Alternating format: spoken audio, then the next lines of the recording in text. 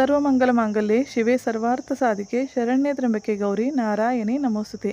ನಮಸ್ಕಾರ ಎಲ್ಲರಿಗೂ. ದೇವರು ಎಲ್ಲರನ್ನೂ ಚೆನ್ನಾಗಿಟ್ಟಿರಲಿ ಅಂತ ಪ್ರಾರ್ಥಿಸ್ತೀನಿ. ನಾಳೆ ಅಕ್ಷಯ ತೃತೀಯ ಇದೆ. ಅಕ್ಷಯ ತೃತೀಯ ದಿವಸ ಲಕ್ಷ್ಮೀ ಮಾತೆಯನ್ನು ಪ್ರಸನ್ನ ಮಾಡಲಿಕ್ಕೆ ಯಾವ ಸೇವೆಯನ್ನು ಮಾಡಬೇಕು, ಅಕ್ಷಯ ಕಲಶವನ್ನು ಹೇಗೆ ತುಂಬಿಡಬೇಕು ಅಂತ ಹಿಂದಿನ ವಿಡಿಯೋಗಳಲ್ಲಿ ಮಾಹಿತಿ ಹೇಳಿದ್ದೇನೆ. ಇವತ್ತು ನಾನು ನಾಳೆ ಅಕ್ಷಯ ತೃತೀಯ ದಿವಸ ಯಾವ ಸ್ತೋತ್ರದ ಪಠನೆ ನಿಮಗೆ ಫಲವನ್ನು ತಂದುಕೊಡುತ್ತದೆ, ಶುಭಕಾರಿಯಾಗಿರುತ್ತದೆ ಅಂತ ಹೇಳ್ತಾ ಇದ್ದೇನೆ. ವಿಷ್ಣು ಮತ್ತು ಲಕ್ಷ್ಮೀ ಮಾತೆಯ ಜೋಡಿ ಸೇವೆ ನಾಳೆ ನಿಮಗೆ ಅತಿ ಫಲವನ್ನು ತಂದುಕೊಡುತ್ತದೆ. ವಿಷ್ಣು ಭಗವಾನರ ಮತ್ತು ಲಕ್ಷ್ಮೀ ಮಾತೆಯ ಸ್ತೋತ್ರಗಳನ್ನು ನೀವು ಎಷ್ಟು ಭಕ್ತಿ ಭಾವದಿಂದ ಆಲಿಸ್ತೀರೋ ಅಥವಾ ಪಠಿಸ್ತೀರೋ ಅದು ನಿಮಗೆ ಅಷ್ಟೇ ಫಲವನ್ನು ತಂದುಕೊಡುತ್ತದೆ.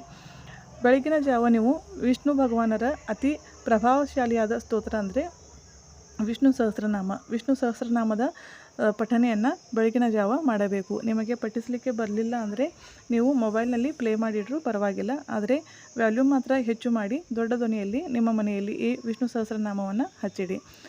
ಮತ್ತು ಸಂಜೆಯ ಜಾವದಲ್ಲಿ ನೀವು ಲಲಿತಾ ಸಹಸ್ರನಾಮವನ್ನು ಪ್ಲೇ ಮಾಡಿಡಬೇಕು. ಲಲಿತಾ ಸಹಸ್ರನಾಮ ಕೂಡ ಲಕ್ಷ್ಮೀ ಮಾತೆಯ ಆಕರ್ಷಣೆಯ ಅತಿ ಪ್ರಭಾವಶಾಲಿಯಾದ ಸ್ತೋತ್ರ ಇದು. ಈ ಎರಡು ಸ್ತೋತ್ರಗಳನ್ನು ನಾಳೆ ದಿವಸ ನೀವು ಪ್ಲೇ ಮಾಡಿ ಇಡಬಹುದು. ಅದೇ ರೀತಿ ಶ್ರೀ ಸೂಕ್ತದ ಪಠನೆ ಕೂಡ ತುಂಬ ಫಲದಾಯಕ ಆಗಿದೆ. ನಿಮಗೆ ಶ್ರೀ ಸೂಕ್ತ ಅನ್ಲಿಕ್ಕೆ ಬಂದರೆ ಸ್ವತಃ ನೀವು ಪಠಿಸಿ, ಇಲ್ಲಾಂದರೆ ಅದನ್ನು ಕೂಡ ಮೊಬೈಲ್ನಲ್ಲಿ ಪ್ಲೇ ಮಾಡಿ ಇಡಬಹುದು. ಈ ಎಲ್ಲ ಸ್ತೋತ್ರಗಳನ್ನು ನೀವು ಮೊಬೈಲ್ನಲ್ಲಿ ಪ್ಲೇ ಮಾಡಿದರೂ ನಿಮ್ಮ ಲಕ್ಷ್ಯ ಮಾತ್ರ ಮೊಬೈಲ್ ಕಡೆಯೇ ಇರಬೇಕು. ಅದನ್ನು ನೀವು ಭಕ್ತಿಪೂರ್ವಕವಾಗಿ ಆಲಿಸಬೇಕು. ಇದರಿಂದಲೇ ಅದರ ನಿಮಗೆ ಫಲ ಸಿಗುತ್ತದೆ. ಈ ಸ್ತೋತ್ರಗಳನ್ನು ನಾಳೆಯ ದಿವಸ ನೀವು ಪ್ಲೇ ಮಾಡಿಡಿ. ಅಕ್ಷಯ ತೃತೀಯ ನಿಮಗೆಲ್ಲ ಶುಭವನ್ನು ತಂದುಕೊಡುತ್ತದೆ. ಶುಭವಾಗಲೆಲ್ಲರಿಗೂ. ಬೈ. Take care.